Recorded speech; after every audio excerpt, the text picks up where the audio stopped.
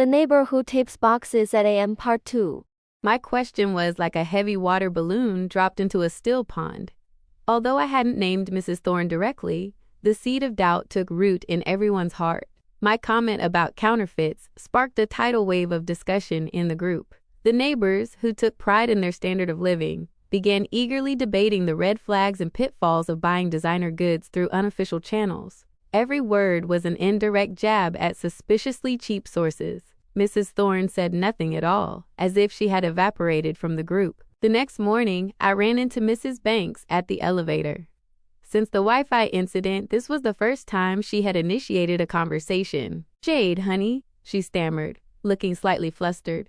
"About that conversation yesterday, do you happen to know something?" I looked at her, opting for a subtle counter-question rather than a direct answer. "Mrs. Banks, you know everyone in this building. I'm sure a few people have bought things from Mrs. Thorne, haven't they?" She blinked, then nodded slowly. "Yes, a cousin of mine from the north side bought a bag from her for her daughter's birthday. Spent over $4,000 on it. If that's a fake, that's no small matter." "Mrs. Banks, I can't say anything for certain," I said softly. "But just to be safe, maybe suggest they take it to the brand's flagship store for an authentication check. When you spend that kind of money, you deserve peace of mind, right?" Mrs. Banks was sharp. She understood the implication immediately. Her flustered look vanished, replaced by a stern, serious expression. She gave a firm nod. "I understand. Thank you, Jade." The elevator doors opened, and she marched out, her pace much faster than when she'd entered. At the same time, I noticed a distinct change. The rhythmic rip-rip of packing tape from upstairs vanished completely. The pile of packages outside her door dwindled. Her apartment became eerily silent. Clearly, she had sensed the danger and was retreating, hoping the storm would blow over. But I wasn't going to let her off that easily. Silence isn't forgiveness. That evening, I opened my laptop and compiled the evidence. Screenshots of her hidden social media catalog, her vague contact info, and the location tags within our building. Then, I visited the official brand protection portal for several luxury labels. I submitted an anonymous, detailed report regarding a counterfeit distribution hub and warehouse operating out of our complex. When I hit send, I felt a profound sense of calm. "Mrs. Thorne, did you really think stopping now would fix everything? This is just the beginning of the reckoning." The match that lit the fire was Mrs. Banks. 2 days later, a series of voice notes from her flooded the community group, each one vibrating with uncontainable rage. "Clara Thorne, get out here right now. You sold a fake bag to my own family? Have you no shame? My cousin took that bag to the boutique, and they told her it was a pathetic imitation. The stitching, the leather, the hardware, none of it was real. Have you lost your damn mind?" Mrs. Banks' outcry was like a bucket of cold water hitting a pan of boiling oil. The group exploded. Neighbors who had been harboring quiet suspicions could no longer stay silent. "Wait, what? Fakes? Oh my God, I bought a scarf from her last week. Clara, explain this. The watch I bought was from you too. I want my money back. Selling counterfeits is fraud. We want a refund." In an instant, the mentions for Mrs. Thorne were as thick as a blizzard. The people who had defended her and turned their backs on me were now tripping over themselves to play the hero, hurling the loudest insults her way. At first, Mrs. Thorne tried to pivot. She claimed they were factory overstock or gray market imports, insisting the boutiques only rejected them because they weren't bought at retail. But those weak excuses crumbled when Mrs. Banks posted the official letter of non-authenticity. No one believed her anymore. Seeing things spiral out of control, Mrs. Thorne changed tactics again. She sent a series of sobbing voice notes claiming she was a lonely mother just trying to provide for her kids and trying to make ends meet, begging the neighbors to be neighborly and give her a chance. I leaned back in my chair, expressionless, watching the pathetic tragicomedy play out on my screen. Months ago, they had shown me no mercy. Now, they were dumping all their fury on her. Human nature is a fickle thing, following the wind of whoever holds the advantage. I didn't type a single letter. The people tearing off her mask were the very friends she had worked so hard to manipulate. My phone buzzed with a private message from Arthur Miller.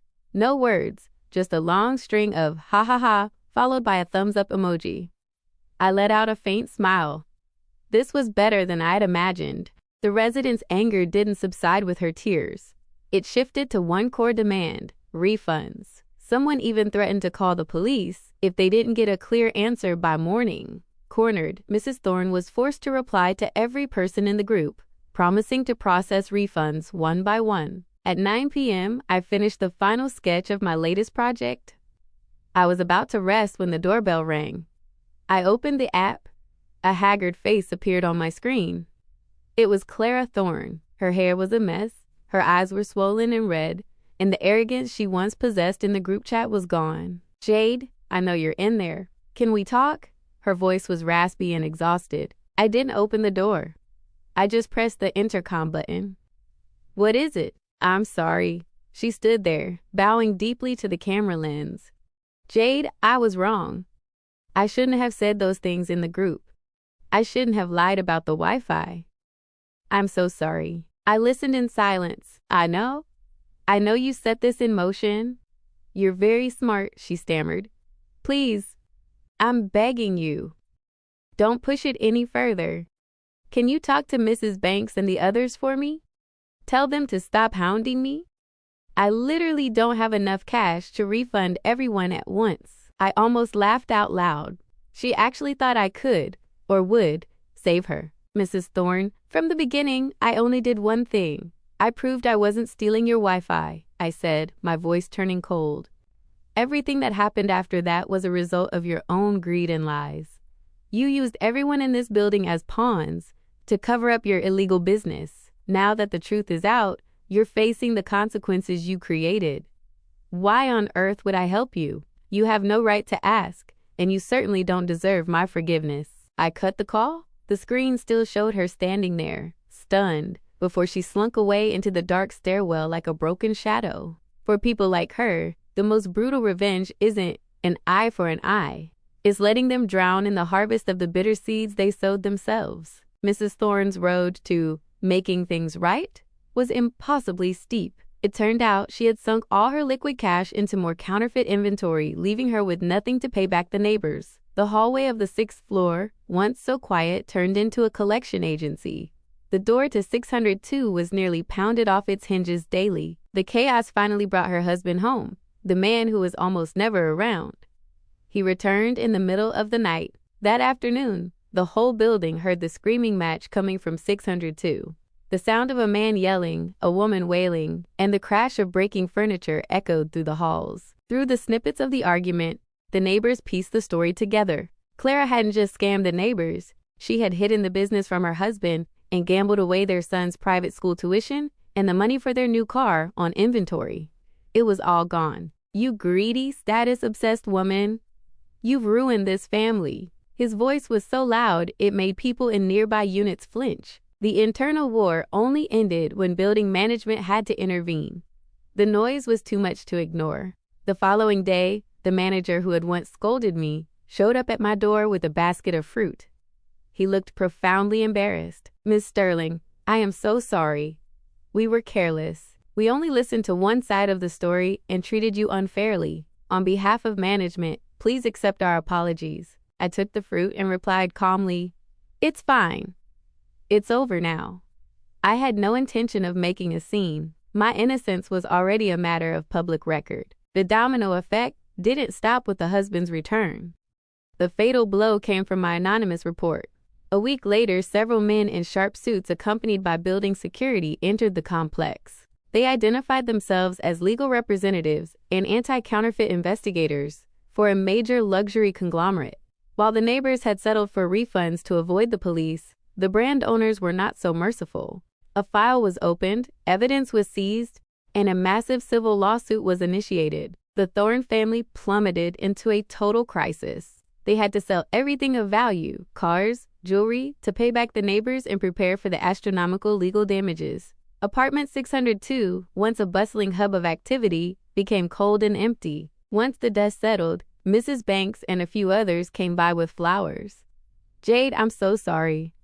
We were so foolish to believe her." I invited them in for tea.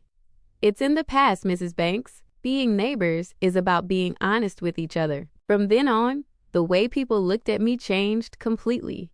Suspicion turned into respect. I went from being the weird girl to Miss Sterling, the one you didn't want to mess with because she was far sharper than she looked.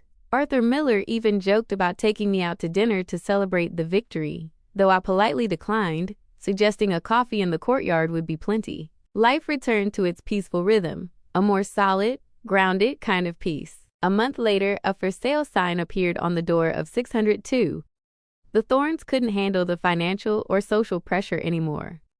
They moved out on a Saturday. From my studio window, I watched them pack a few old boxes into a U-Haul. Clara and her husband didn't speak a word to each other. Their faces were hollow. In the group chat, people started speculating about who the new owners would be. The old ones were never mentioned again, as if they had never existed. I opened my phone and deleted the video of Clara lurking at my door and all the related messages. For me, the chapter was closed. That afternoon, I finished a new painting. The midday sun streamed through the curtains, casting soft golden stripes on the hardwood floor. My tabby cat was curled up in a sunbeam, fast asleep. I titled the piece, After the Truth. My phone buzzed. It was a message from the building group. Arthur had tagged me. Arthur Miller, *Jade. I dare anyone to say you're a Wi-Fi thief now. This whole building has your back. Neighbor 3, *Damn right. We're all witnesses. Miss Sterling is the building's MVP. Neighbor 5. Anyone who messes with the Sherlock Holmes of 702 is officially done for, haha. Even Mrs. Banks sent a laughing emoji. We're all a lot smarter now, I chuckled. Out of habit, I checked the Wi-Fi list. The mocking names had long since vanished. Everything was back to normal. I turned off my Wi-Fi. On my screen, the 5G icon glowed steadily. I still preferred my own connection. Outside the window, night fell softly, and the lights of the neighborhood flickered on one by one. This time, within those lights, I felt a genuine sense of warmth and peace. Thank you for listening to today's story. I truly appreciate your comments and feedback. Don't forget to like, share, and subscribe to support the channel. See you in the next story.